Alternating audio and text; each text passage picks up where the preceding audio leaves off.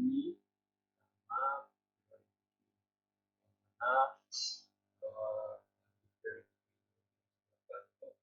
bagaimana data yang kita inputkan pada input secara acak, dia akan menyesuaikan urutannya sesuai dengan prioritas. Mungkin langsung saja saya jelaskan. Di sini saya menggunakan function yaitu namanya priority queue. Dalamnya saya buatkan sebuah variabel yang namanya database. Maka dia adalah sebuah array. Intinya ini berfungsi sebagai data. Oke, lanjut masuk ke fungsi queue. Yang mana fungsi ini itu adalah masukkan data ke dalam database tadi. Itu sama dengan function biasa dan saya memberikan dia sebuah parameter data. Dalam itu sebenarnya function ini pertama kali saya buat itu dia hanya mempush data ke dalam database, tetapi karena soal diminta itu untuk mengurutkannya, jadi saya buatkan. Nah, pertama itu kita masuk ke dalam if. Jadi jika disempty itu adalah yang ini. Nah, yang ini, yang mana disempty, fungsi dari disempty sendiri itu adalah mereturn database titik blank sama dengan 0. Jadi kalau datanya tidak ada, maka dia akan mempush datanya ke dalam database tadi. Nah, jika datanya sudah ada, ketika data sudah ada kita inputkan, dia lari ke else, yang mana saya membuatkan sebuah variabel a yang saya beri nilai false. Terus saya melakukan for loop. Di sini var variabel x sama dengan 0, x kurang dari database length. Jadi ketika nilai x itu kurang dari data panjang dari database itu, maka dia melakukan increment, yaitu menambahkan x tadi, yang tadi 0 menjadi 1. Dia jadi 0 pertama, terus ditanya lagi if data, jadi data yang di-push ini ketika dia bernilai indeks 1, jika data indeks 1-nya itu kurang dari database x database x yang diperulangkan ini indeks 1, maka dia yang akan melakukan splice database titik splice, yang mana data splice ini memberikan 3 parameter. Pertama x, terus ini data yang mau dihapus karena kita tidak mau menghapus data, terus data yang mau ditambahkan. Setelah sudah data ditambahkan, yang tadinya A menjadi false, dia A menjadi true. Setelah sudah ini sampai dengan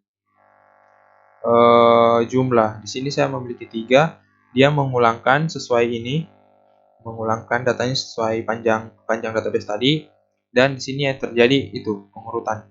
Jadi kalau dia memang nantinya dia kurang dari, mungkin dia akan prioritaskan terlebih dahulu datanya. Kurang lebih seperti itu. Jadi kalau semakin tinggi prioritasnya, maka tempatnya akan semakin di bawah.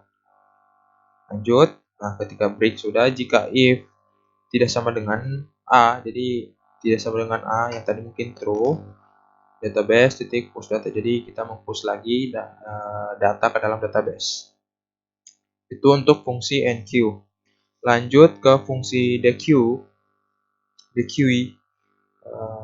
yang mana fungsinya itu menghapus indeks pertama atau nilai pertama yang ada di dalam database tadi, yang mana var value database titik save. Jadi fungsi save ini, save push itu berasal dari fungsi array itu sendiri. Save itu menghapus nilai pertama, terus yang tadinya value-nya itu saya return, saya kembalikan nilai nolnya. Kurang lebih seperti itu. Terus masuk ke fungsi size. Nah, fungsi size ini berfungsi menghitung ada berapa data sih di dalam database itu. Jadi caranya itu menggunakan fungsi array, yang mana database titik length. isEmpty ini adalah fungsi untuk mengecek apakah database itu kosong. Kalau dia kosong, dia akan memberikan nilai boolean yaitu true. Kalau dia tidak kosong, berarti false. Karena kenapa bisa false? Karena database titik length itu tidak sama dengan 0. Karena dia ada. Lanjut fungsi print. Nah, di dalam fungsi print ini saya ingin memprint data yang mana saya menggunakan for each untuk mengambil tiap-tiap datanya. Jadi for each ini gunanya untuk perulangan, untuk mengambil setiap data yang masuk, terus ditampilkan. Jadi mungkin langsung saja kita uji coba. Di sini saya mempunyai 3 data, ada A, B, dan C. Yang mana A ini prioritasnya 2, B prioritasnya 7, sedangkan C prioritasnya 1. Ini data secara acak. Kalau saya tampilkan apa yang terjadi adalah jadi datanya otomatis diurutkan dari prioritas 1, 2, dan 7. Terus saya panggil fungsi print untuk memprint data yang sudah diprioritaskan tadi. Kalau misalnya saya mau hapus bisa jadi qui misalnya titik dq. Jadi nilai yang pertama itu dihapus. Nah, nilai yang pertama itu C. Jadi nilai C itu prioritas 1 dihapus. Ini saya mengembalikan nilainya agar ditahu nilai yang mana dihapus. Terus saya print ulang. Maka yang terjadi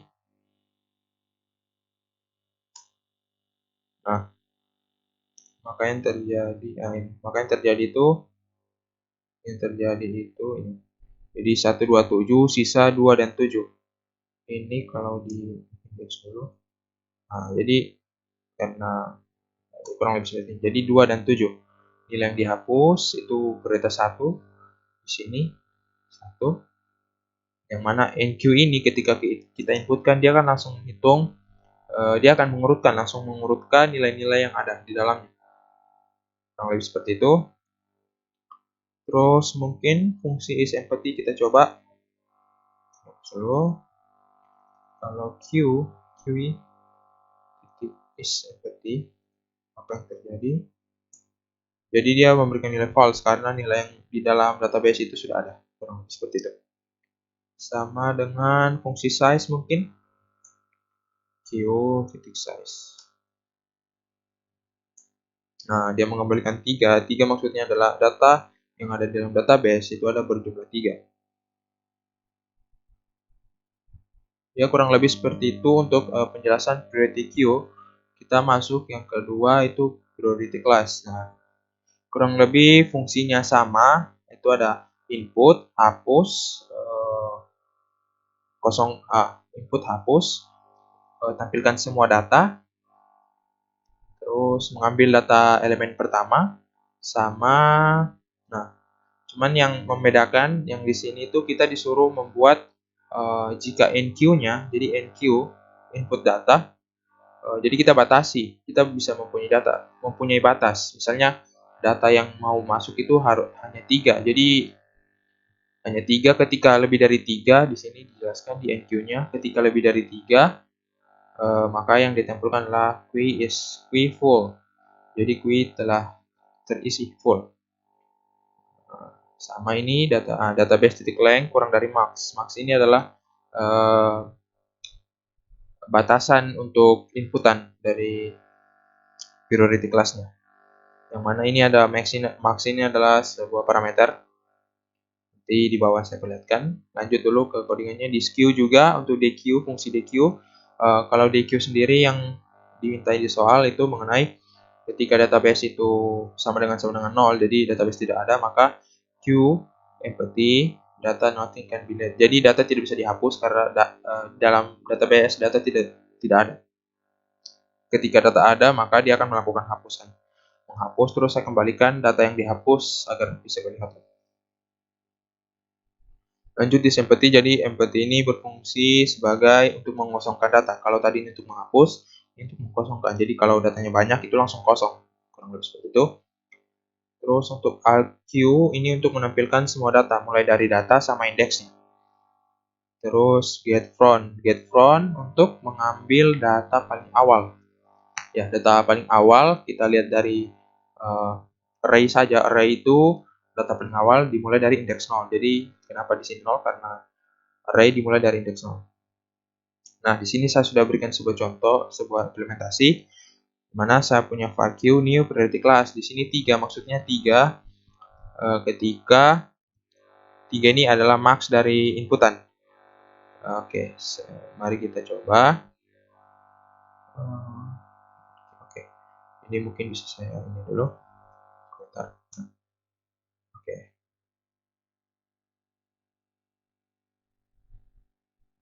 Oke, berhasil. Nah, teman-teman bisa lihat tadi. Nah, data ada AS1, AS2, AS3, mana indeksnya 0, 1, dan 2. Terus kalau dari soal yang diminta, ketika kita mengambil data get from, kita melakukan dequeue atau penghapusan, maka yang tadinya mungkin data from itu adalah AS1, dia akan berubah. Ya, di sini saya sudah melakukan uji coba juga dan berhasil. Mari kita coba. Pertama get from. Jadi, nah, teman-teman bisa lihat. Nah, jadi data yang pertama itu adalah A1 karena dia indeksnya 0, maka data paling awal itu adalah A1.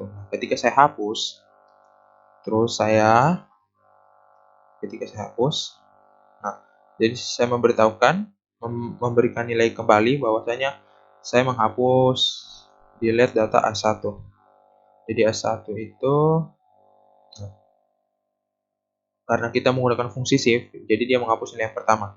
Terus ketika nilai yang pertama terhapus, otomatis ketika kita get from ulang, yang terjadi adalah,